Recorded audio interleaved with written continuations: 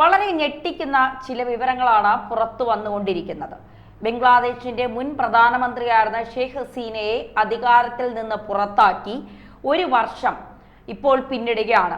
ഈ സമയത്ത് ബംഗ്ലാദേശിൽ എന്താണ് സംഭവിക്കുന്നത് അല്ലെങ്കിൽ സംഭവിച്ചത് എന്നുമായി ബന്ധപ്പെട്ട ഒരുപാട് വിവരങ്ങൾ ഇപ്പോൾ പുറത്തു വരികയാണ്. അതായത് ബംഗ്ലാദേശിന്റെ സൈനിക മേധാവി ജനറൽ വാക്കർ ഉസ്മാൻ, അയാളുടെ പേര്, അയാൾ യഥാർത്ഥത്തിൽ അമേരിക്കയുടെ ഒരു ഏജന്റ് ആണ് എന്ന ഞെട്ടിപ്പിക്കുന്ന വെളിപ്പെടുത്തൽ ബംഗ്ലാദേശിന്റെ മുൻ ആഭ്യന്തര മന്ത്രിയായിട്ടുള്ള അസദുസ്മാൻ ഖാൻ കമാൽ എന്ന് പറയുന്ന ആൾ ഇപ്പോൾ നടത്തിയിരിക്കുകയാണ്.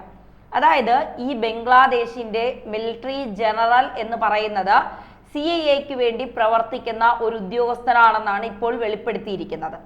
ബംഗ്ലാദേശിന്റെ സൈനിക മേധാവി ഒരു CIA ഏജന്റായിട്ട് പ്രവർത്തിക്കുകയും ഹസീനയുടെ സർക്കാരിനെ അട്ടിമറിച്ച് സൈനിക നീക്കത്തിന് അതിരഹസ്യമായിട്ട് നേതൃത്വം നൽകുകയും ചെയ്തു എന്നാണ് ഇപ്പോൾ ഉസ്മാൻ വ്യക്തമാക്കിയിരിക്കുന്നത്. അതായത് ഇയാൾ ഒരു വശത്ത് നല്ലവനായി നടിച്ചുകൊണ്ട് ബംഗ്ലാദേശിലെ ഗവൺമെന്റിനെ അമേരിക്കയ്ക്ക് വേണ്ടി അല്ലെങ്കിൽ അമേരിക്കൻ ചാര സംഘടനയ്ക്ക് വേണ്ടി അട്ടിമറിച്ചു എന്ന് പറയുന്നത് ബംഗ്ലാദേശിന്റെ മുൻ ആഭ്യന്തര മന്ത്രിയാണ്.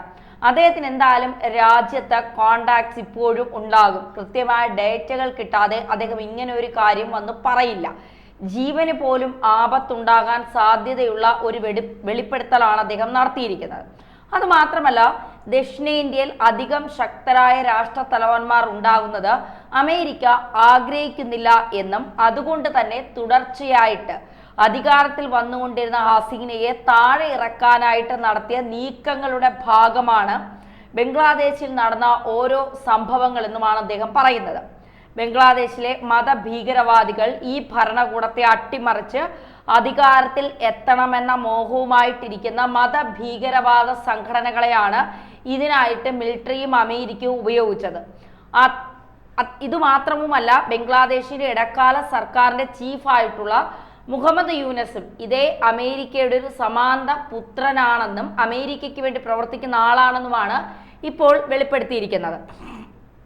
അദ്ദേഹം മാത്രമല്ല, ഇന്ത്യയുടെ പ്രധാനമന്ത്രി Narendra Modi, Chinese president Xi Jinping എന്നിവരെ പോലെ തന്നെ ഷെയ്ഖ് ഹസീന ബംഗ്ലാദേശിലെ ഏറ്റവും പ്രധാനപ്പെട്ട ഒരു ശക്തിയായ നേതാവായിരുന്നു.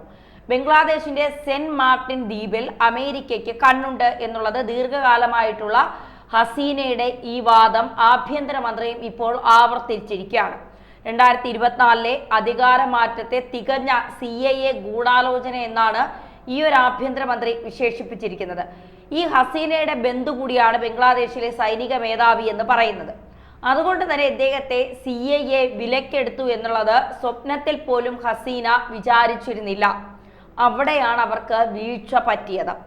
ഈ CIA ഈ ബംഗ്ലാദേശിന്റെ സൈനിക മേധാവിയെ വിലക്കെടുത്തുകൊണ്ട് അല്ലെങ്കിൽ ഭീഷണിപ്പെടുത്തിയിട്ടുമായിരിക്കാം.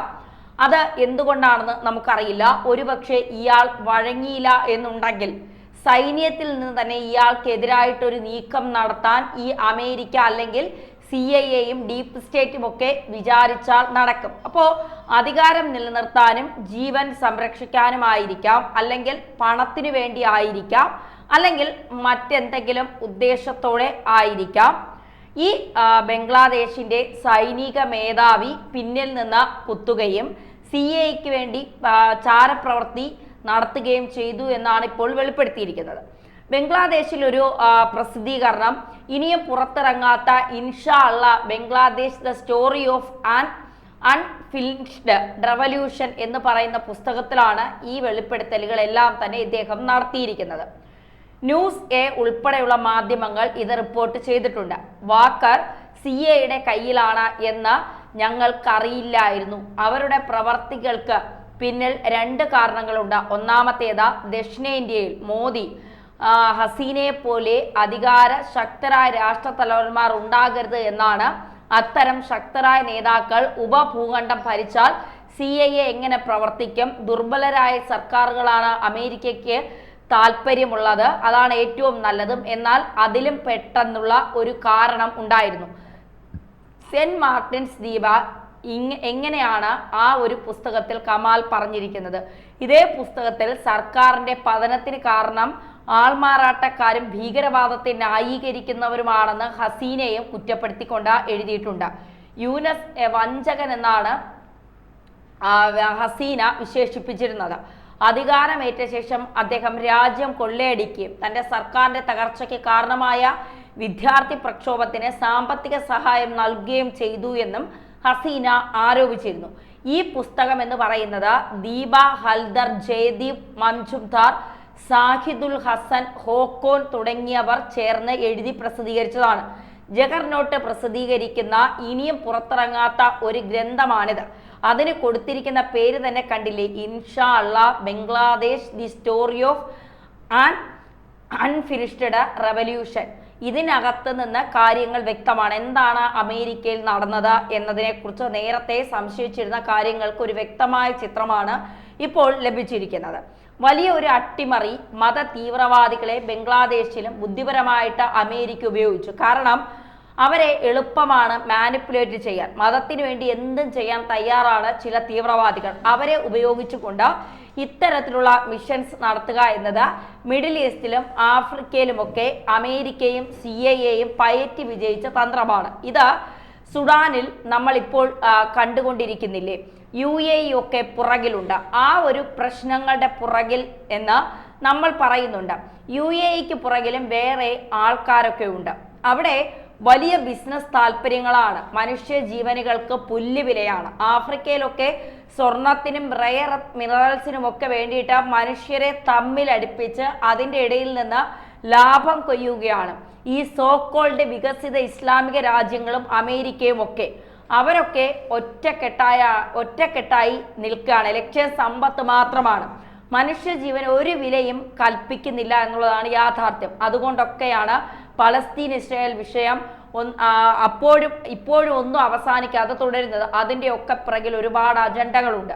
ബംഗ്ലാദേശിൽ നമ്മൾ കണ്ടതാണ്. ഷെയ്ഖ് ഹസീനയുടെ കാലത്ത് വളരെ ശക്തമായി സാമ്പത്തികമായി വികസിച്ചുകൊണ്ടിരിക്കുകയും ഇന്ത്യയുമായിട്ട് അടക്കം നല്ല ബന്ധം പുലർത്തുകയും ചൈനയുമായിട്ട് പോലും നല്ല ബന്ധം പുലർത്തുകയും ചെയ്തു പോയിക്കൊണ്ടിരുന്ന ഒരു രാജ്യം ഇന്ന് ഇന്ത്യയുടെ ശത്രുവായി മാറുന്നു. അതുകൊണ്ട് ആ രാജ്യം രക്ഷപ്പെട്ടോ മറ്റൊരു പാകിസ്ഥാനായി മാറിക്കൊണ്ടിരിക്കുകയാണ് ഇപ്പോൾ ബംഗ്ലാദേശ്. സാമ്പത്തികമായി തകർന്നുകൊണ്ടിരിക്കുന്നു എന്ന് തന്നെ പറയാം. ലാഭമാർക്കാണ്? ബംഗ്ലാദേശിലെ ജനങ്ങൾക്കാണോ? ഹസീന പോയതുകൊണ്ട് എന്ത് അത്ഭുതമാണ് അവിടെ സംഭവിച്ചത്? ബംഗ്ലാദേശ് വികസിച്ചങ്ങ് ദുബായി ആയോ? ഇല്ല.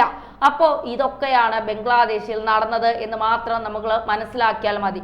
അത്രയേ ഉള്ളൂ. വലിയ അട്ടിമറിയാണ് നമ്മുടെ മുന്നിൽ കണ്ടത്. ഈ ഒരു അട്ടിമറി എന്തിനാണ് യഥാർത്ഥത്തിൽ നടത്തിയത് എന്ന് ചോദിച്ചാൽ, അമേരിക്കയ്ക്ക് മുകളിലൂടെ ഒരു രാജ്യം വളർന്നാൽ, ആ രാജ്യം അങ്ങനെ വളർന്നു കഴിഞ്ഞാൽ അത് അവർക്ക് വല്ലാത്തൊരു പ്രശ്നമുണ്ട്. ഇപ്പോൾ നരേന്ദ്രമോദി, ഷീ ജിൻപിങ് അടക്കമുള്ള നേതാക്കളൊക്കെ ഇവർക്ക് മുകളിൽ വളരുമോ? ചൈന അമേരിക്കയ്ക്ക് മുകളിലാകുമോ? ഇന്ത്യ അമേരിക്കയ്ക്ക് മുകളിലാകുമോ? ഇന്ത്യ അമേരിക്ക പറയുന്നത് കേൾക്കില്ല. ഇവരൊക്കെ ദുർബലരായിരിക്കണം. എപ്പോഴും പാവ സർക്കാരുകളായിരിക്കണം ചൈനയിലും അമേരിക്കയിലും ഒക്കെ ഉള്ളത്. അല്ല, ചൈനയിലും ഇന്ത്യയിലും ഒക്കെ ഉള്ളത്. പലപ്പോഴും അങ്ങനെ തന്നെയാണ് ഇവർ കണക്കാക്കുന്നത്. ചൈനയിലും ഇന്ത്യയിലും ഉള്ളത് ഒരു പാവ സർക്കാരായിരിക്കണം എങ്കിൽ മാത്രം, പ്രത്യേകിച്ച് ഇന്ത്യയിൽ ഒരു പാവ സർക്കാരായിരിക്കണം. കോൺഗ്രസ് സർക്കാർ ഭരിച്ചിരുന്ന സമയത്ത് അമേരിക്കയിൽ വളരെ താല്പര്യമായിരുന്നു. കാരണം അമേരിക്ക എന്ത് പറയുന്നു അതിനെ നട്ടല് വളച്ച് അനുസരിക്കുന്ന ഒരു സർക്കാരായിരുന്നു ആ സമയത്തുണ്ടായിരുന്നത്. അപ്പോൾ അതുകൊണ്ട് തന്നെ അത്തരത്തിലൊരു സർക്കാർ വരുന്നതാണ് അമേരിക്കയ്ക്ക് താല്പര്യം. പക്ഷെ ഇപ്പോൾ നരേന്ദ്രമോദി ഭരിക്കുമ്പോൾ അമേരിക്ക എന്തെങ്കിലും കൽപ്പിച്ചാൽ അത് അനുസരിക്കാതെ, അല്ലെങ്കിൽ ആ കൽപ്പനകൾക്ക് ചെവി കൊടുക്കാതെ തങ്ങളുടേതായ രാജ്യത്തെ സംരക്ഷിക്കുന്ന നീക്കങ്ങൾ നടത്തുന്ന ഒരു നേതാവായി നരേന്ദ്രമോദി മാറുന്നു. അങ്ങനെ ആവുമ്പോൾ നരേന്ദ്രമോദി അമേരിക്കയുടെ കണ്ണിൽ മാത്രമല്ല പല രാജ്യങ്ങളുടെ കണ്ണിലും ശത്രുവായാണ് നരേന്ദ്രമോദി അടക്കമുള്ള ഇത്തരം രാജ്യത്തിന്റെ വികസനം മാത്രം മുന്നിൽ കാണുന്ന ചില നേതാക്കൾ നിൽക്കുന്നത്.